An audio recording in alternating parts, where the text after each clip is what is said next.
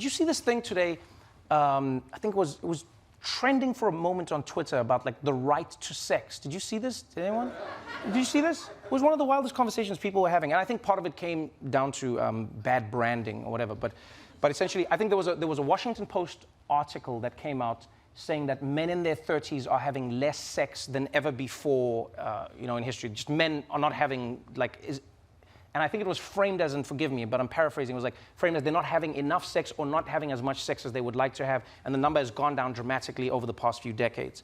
And so obviously that study came out, and I was reading that, and the first thing I thought was like, well, you don't know how much people are having sex. You know how much people told you they're having sex.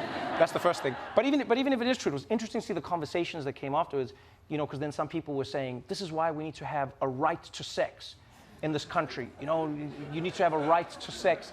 No, and I think it got, that's why I say bad branding. I think what some people were saying was, we need to decriminalize sex work in America and in the world because we've created these structures that now make people ashamed, and that conversation, I don't even think I'm, close to being qualified to speak on. I think sex workers have actually started many great conversations around how they think the industry should be formalized and changed.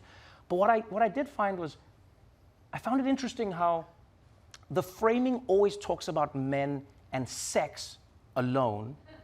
No, but it never talks about two things. One, very seldom in society do we talk about how the expectation of sex was often set by a society controlled by men, and women were just subject to it, And as that has changed, you would hope that now the dynamics would change. But it also makes it seem so one-dimensional. They go like, women, men aren't having the sex that they want to have or wish to have. And I go like, how much sex do they think they're supposed to have? Let's start there. Secondly, do they think they're entitled to the sex? And third, and most importantly for me, and I really feel like we don't speak about this enough, is people don't realize how often men are experiencing a lack of intimacy. And the only place that they can experience that intimacy is through sex. We've created a society where men are so afraid to be vulnerable with each other, to be, sensitive with each other, to care for each other, to love each other. Even saying that as a guy, you always have to change and be like, you can't just say, I love you. You have to be like, I love you, dog. You know what I mean? You got to throw it, like you can't just say it. And it's interesting because that is where I do feel women have done a much better job of being there intimately for each other. Not sexually, but intimately.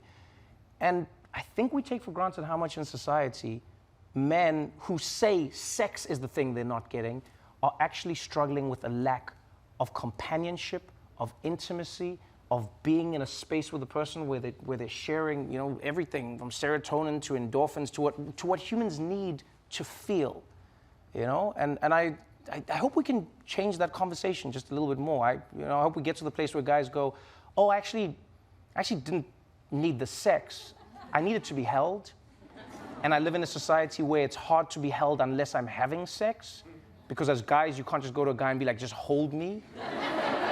True. And I hope the conversation goes there, not just from, well, right to sex. It's like, no, sometimes you just want to be held. There are many sex workers who've talked about this, where they'll talk about how many men will pay them and then say, hey, can we just talk? Can we just sit on the bed and talk? And can you just hold me? Can you just... And I think if we have a little more of those conversations, a few more honest conversations, a few more vulnerable conversations, we may get to a place where it's not just about sex or no sex. It's people actually saying, oh yeah, we are full human beings who require a full spectrum of affection and affections towards us. And in the same way, for many years, great therapists have been saying that women have to be allowed to express that they want and enjoy sex. I think we also have to encourage men in society to go, hey, I want to express and enjoy intimacy despite or apart from sex. And yeah, maybe we can make it happen. What do you think? You have been? Yeah? You can try. Yeah? You can try. Give me a hug. Give me a hug. Give me a hug. I love you, man. Give me a hug. You try to make this natural. Just keep this thing going. That's it, man. I appreciate you, man. I appreciate it. I love you, man. I love you, man. I love you. I love you.